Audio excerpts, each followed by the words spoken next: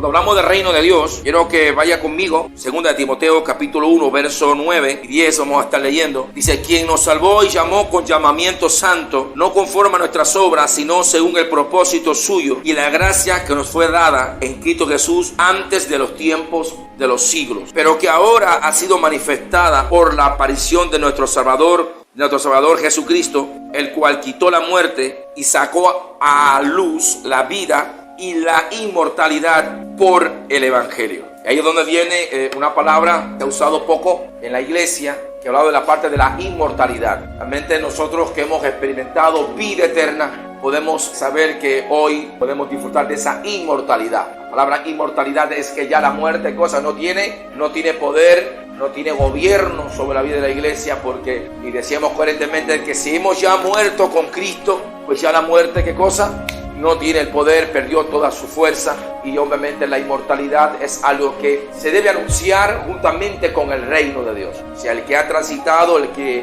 se anuncia el reino de Dios, tiene que anunciar también la inmortalidad. Y es donde viene es el paralelo del concepto de vida eterna. Pero esta parte hay varias citas que hablan acerca de la inmortalidad y realmente saber que nosotros somos inmortales. Aquí estamos los inmortales en esta noche reunidos, y los que están escuchando el audio, este evangelio eterno está llamado a ponerse por obra por inmortales, no por personas que todavía tienen que morir, sino por personas que todavía están en la tierra, que están condenados, que todavía el diablo tiene un gobierno sobre ellos, sino que los que hemos resucitado con Cristo participamos de esa inmortalidad que viene desde la eternidad. Hay una parte en la Escritura donde expresaba esta parte. Dice, quien nos llamó con llamamiento santo, no conforme a nuestras obras, sino según el propósito suyo, y la gracia que nos fue dada en Cristo Jesús antes de los tiempos de los siglos. La palabra gracia, ¿verdad?, quiere decir regalo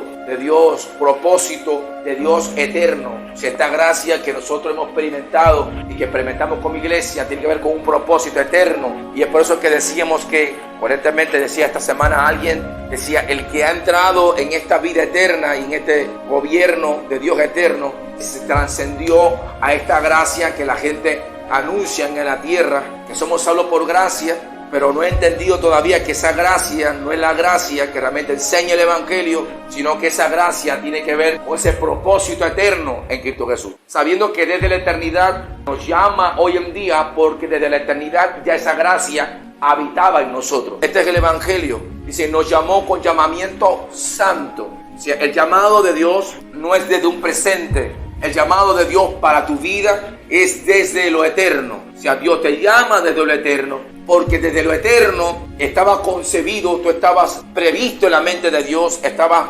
preparado en la mente de Dios. Y cuando haces tu transitar, o a la iglesia, o los miembros en particular, transitan en la tierra, en el momento determinado, desde lo eterno, el Dios del cielo te llama desde lo eterno. Es por eso es que todos los que hemos sido llamados, no hemos sido llamados realmente en un plano temporal, en una mente terrenal, sino que ese llamado viene desde lo eterno.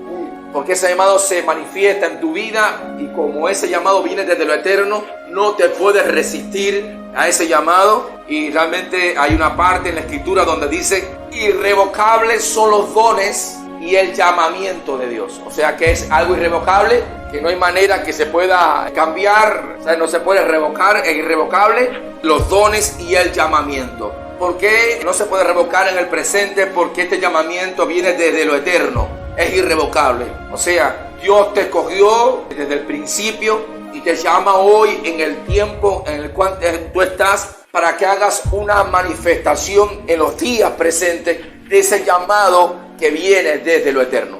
Hace años atrás, transitando en el año 93, Dios me habla por primera vez en mi vida y me da una palabra que tenía que ver con mi función, con esta función que tengo yo ahora en los días presentes. Cuando Dios me llama a esta función, yo llevaba un mes solamente visitando una congregación aquí en Cuba, un mes. No tenía Biblia, no sabía orar, no me sabía ni los libros de la Biblia, nunca había leído la Biblia todavía, simplemente había ido 2 veces, me había congregado 2 veces, había escuchado el mensaje 2 veces y había hecho una confesión a Cristo como mi Rey en ese tiempo.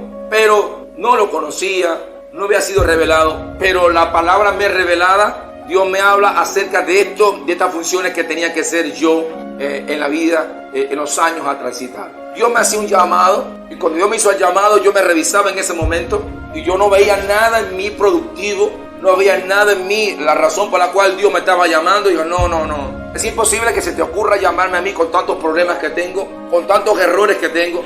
Pero Dios no veía, este llamado no era desde lo temporal, este llamado no era desde una mente terrenal, este llamado era desde lo eterno. Dios me estaba llamando desde lo eterno, porque desde lo eterno yo estoy sentado juntamente con Cristo.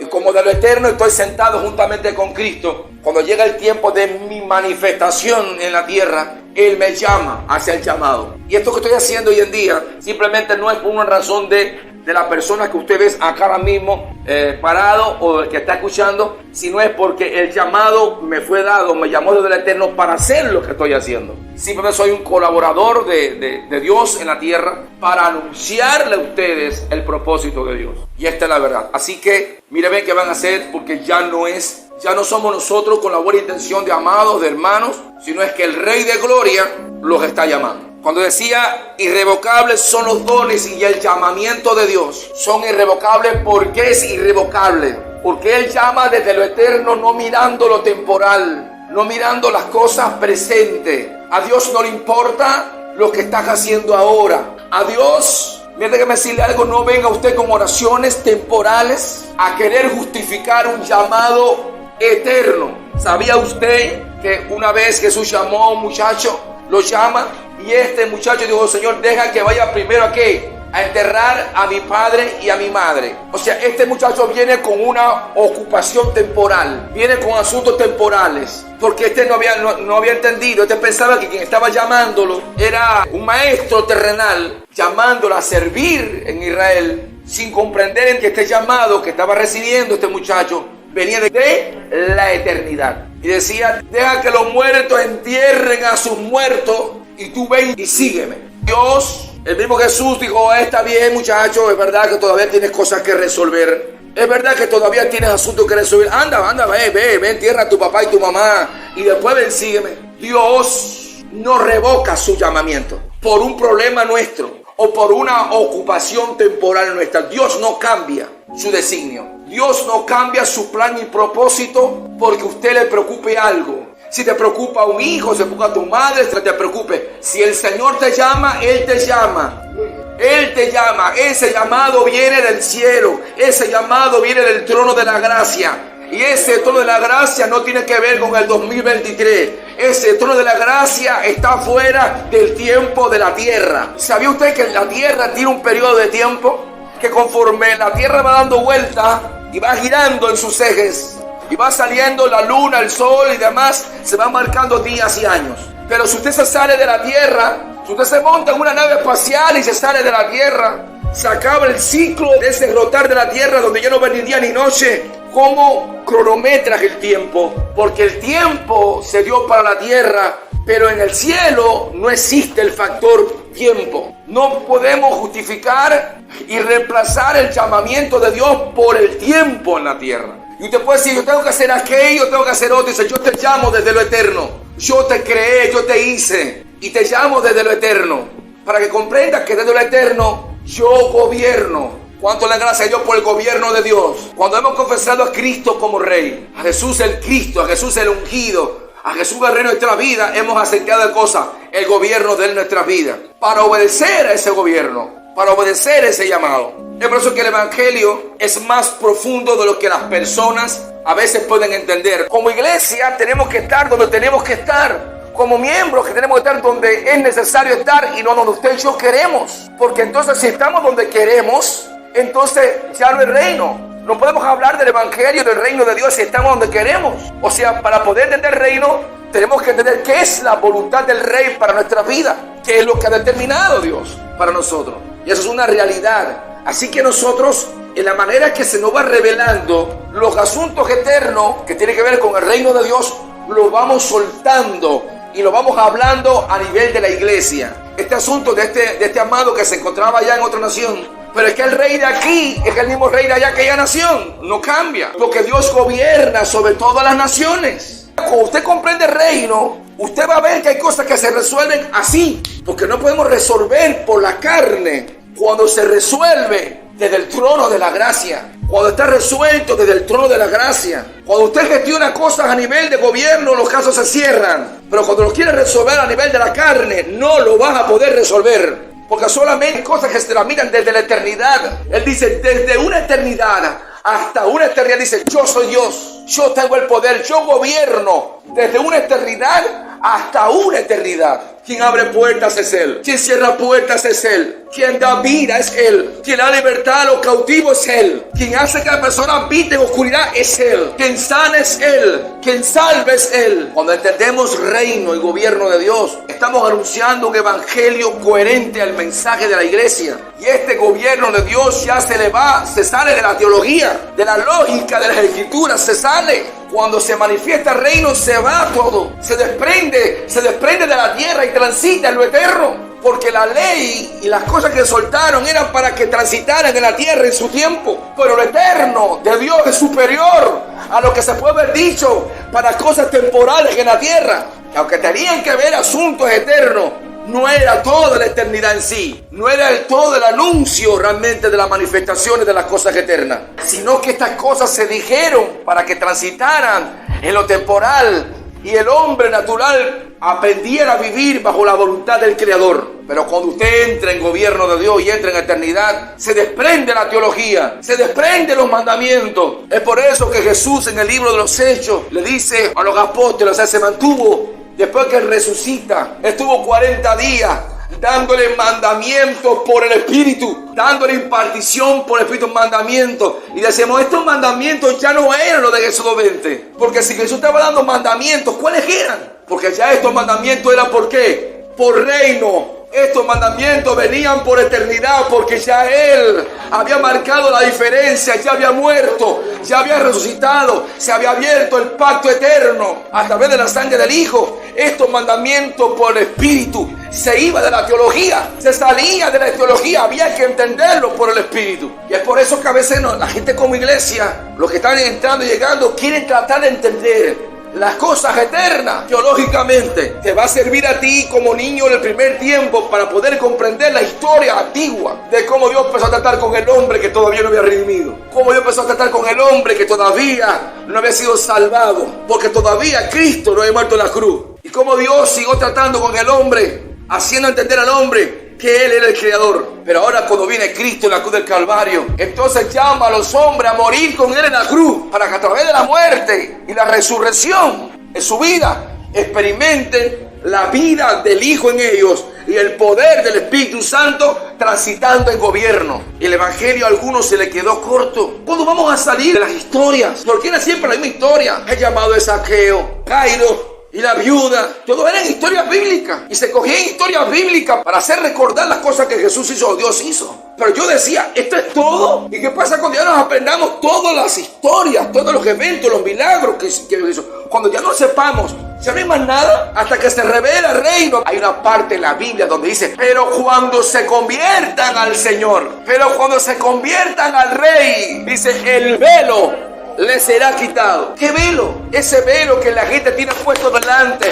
que por más que lee la escritura a veces no ve. Y es el velo que se traslada para ver el cielo, se rasga para ver lo eterno. Porque lo temporal en la escritura no viene para saciar la vida de la iglesia. ¿Quién hace llamado para ti? A mí los milagros que Jesús hizo en la tierra ya no me sacian, porque ya me lo sé. Llevo 27 años en ministerio. Imagínense, yo me sé los milagros de Jesús y la historia desde Génesis. Me he leído la Biblia varias veces, pero ya eso a mí ya no me sirve, porque ya me lo sé. Si usted me lo pregunta, yo le digo cómo son, cómo pasó. Pero yo no vine aquí, el Señor no vio este ministerio para anunciarte o deletrearte lo que está escrito. Los milagros que ella hizo, lo que pasó en la tierra. Este ministerio que hemos recibido viene para anunciar y para hablar lo eterno de Dios en la vida de la iglesia. Es este ministerio que hemos recibido como iglesia, y es donde vienen esos asuntos que nos ha revelado la iglesia para establecerse, para poder discernirlo. Estabas en Él e hiciste tu manifestación. Cristo en tu vida Me hacía recordar el Espíritu Santo hoy en la tarde acerca de un hombre en la Escritura. Porque a veces la gente no comprende de dónde Dios gobierna, porque la gente piensa que Dios gobierna nada en estos días. No, Dios nunca ha perdido el control. Yo recuerdo que esta palabra, que la escuchamos de alguien y que a veces la repetimos porque a veces somos ecos, ¿no? A veces lo que hacemos es repetir lo que alguien dice, sin entender a veces lo que estamos repitiendo. Esta palabra que decíamos en la oración, quiero hacer un llamado a través de esta enseñanza, no solamente a la iglesia local, sino que la iglesia también, a los amados que escuchan este audio, que estamos llamados a hacer un clamor en la tierra desde lo eterno, que toda oración se gestiona ahora en la iglesia desde lo eterno. Los intercesores hoy en la iglesia son intercesores desde lo eterno. Si están entendiendo el poder de la palabra que estoy hablando, porque tus oraciones ya no están basadas en lo temporal. Tú inquieres en lo eterno y desde lo eterno sueltas una palabra a que todo lo temporal tenga que obedecer a lo eterno. Hacemos un llamado a los intercesores, a la gente que ha sido llamada a interceder, a orar, a clamar en el cuerpo de Cristo, pero no como esos intercesores que teníamos en la iglesia, estos que le poníamos como cuerpo y nos metían la Biblia, la ley por la cabeza de la gente y querían que la gente aplicara la ley, una ley que nunca nadie pudo cumplir. No, intercesores que están en Cristo, porque hoy en día en la iglesia no necesitamos a Moisés como intercesor. En la iglesia tenemos al Hijo como intercesor en la iglesia, que es superior a Moisés. A veces nosotros no comprendemos el evangelio. Así te quiero que había un hombre en la Biblia llamado Nabucodonosor. Este hombre que Dios le anunció a Israel, y le digo a Israel que por su desobediencia iba a levantar un rey en la tierra que iba a venir, iba a asolar a Israel, iba a acabar con Jerusalén y se iba a llevar todos los utensilios del templo. Dios le dijo: yo he preparado un hombre, lo voy a usar porque será mi siervo. La palabra siervo significa servidor. Este me va a servir a mí. Y dice: lo voy a levantar contra ti, Israel, por cuanto te olvidaste de mí. Dios levanta a Nabucodonosor. Cuando Dios levanta a Nabucodonosor, dice que le entrega gloria y esplendor. No porque Nabucodonosor fuera alguien, no porque Nabucodonosor tuviera el poder, sino por el poder que estaba sobre la vida de Nabucodonosor, que venía de lo alto. La gente entiende lo que te quiero explicar. Sino por el gobierno que estaba manifestándose en la vida de Nabucodonosor, que venía para manifestarse en los gobiernos de la tierra. Nabucodonosor en ese momento representaba un siervo de Dios. ¿Qué era un siervo de Dios? Para manifestar dominio y poder en todas las naciones de ese tiempo. Y todas las naciones le servían a Nabucodonosor, porque ese era un instrumento, era una representación de la voluntad del gobierno de Dios, porque así lo quería Dios. Pero un día Nabucodonosor se creyó que era él. Un día Nabucodonosor dijo: no es que esta Babilonia, la que yo he creado, le había venido un sueño ya un año antes de todo lo que iba a venir a su vida, que él no pudo interpretar ese sueño, pero que Daniel se lo interpretó y le dijo que este hombre era él. Pasado un año después que Daniel le interpreta el sueño, él se había olvidado, hasta que llega el momento en el cual dice que se salió un día y dijo: he aquí esta Babilonia, la que yo he construido, la he creado para mi gloria. Dice que en ese mismo momento se escuchó la voz del cielo, y le dijo: he aquí, por cuanto has dicho esto, vengo sobre ti, derribaré esta gloria que tú tienes. Esta parte de Daniel dice: hasta que reconozcas, le digo a Daniel, quién es el que gobierna sobre la tierra, hasta que conozcas el reino del cielo. Yo hago una pregunta: ¿el reino del cielo no estaba habilitado ya en los tiempos de Nabucodonosor? Sí, el gobierno eterno, el Rey de Gloria, ¿no se había manifestado ya su gobierno desde antes, desde los tiempos eternos? Sí, pero en la tierra habían etapas donde Dios demostró a Israel que Él gobierna desde lo eterno. Y así lo enseñó a Nabucodonosor. Y le dijo: yo gobierno desde lo eterno. Tú has podido hacer esto porque yo te lo he permitido, porque te he entregado poder y gloria. Este reino que estamos anunciando, este evangelio, este nuevo pacto, que aunque se menciona nuevo, no es nuevo, es viejo, porque es eterno, porque es el reino eterno, gobierno eterno, desde la eternidad hasta la eternidad. ¿Pero por qué para la gente nuevo en la tierra? Porque el terrenal no conoce lo eterno. Y él le dijo: entiende, Nabucodonosor, que yo gobierno desde el cielo,